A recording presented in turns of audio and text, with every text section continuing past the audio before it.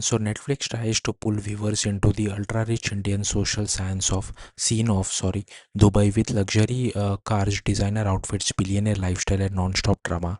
But according to this brutally honest review, the show is less glamorous entertainment and more like watching a very expensive emotional breakdown. The series follows wealthy entrepreneurs, influencers, celebrity couples, and socialites living extravagant life in Dubai. At the center of the drama are celebrity couples Karan Kundra and Tejasvi Prakash, whose relationship becomes one of the main attraction of the show. Alongside them are billionaire personalities like Satish and Tabinda Sanpal, whose over-the-top lifestyle include luxurious mansion, designer brands, gold collection, and even gifting their daughter a pink Rolls Royce. Sounds glamorous, right? Well, not exactly.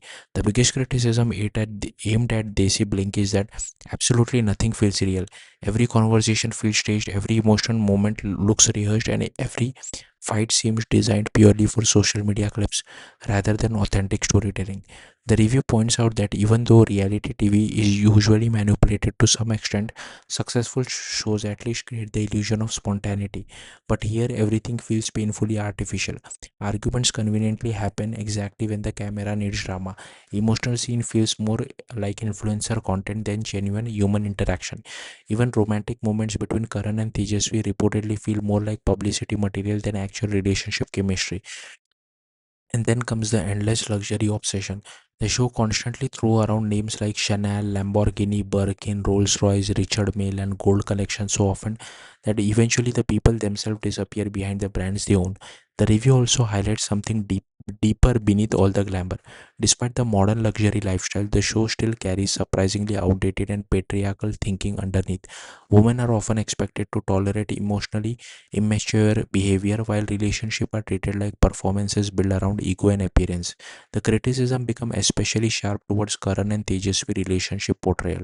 According to the review, their chemistry eventually feels exhausting rather than entertaining because the show mistakes toxicity for romance.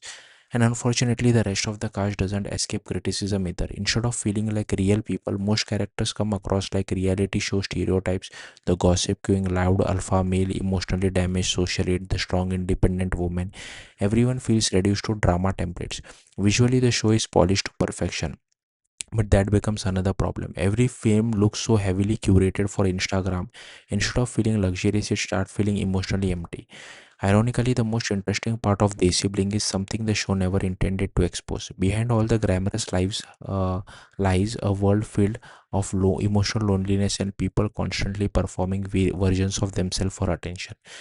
And maybe that's why the show becomes strangely addictive, despite being deeply shallow. The review ends with one brutal conclusion: watching Desi Bing feels less like entering a glamorous fantasy and more like doom scrolling through an expensive nervous breakdown. Final verdict: beautifully rich, emotionally hollow, and completely exhausting. Thank you for watching. Bye.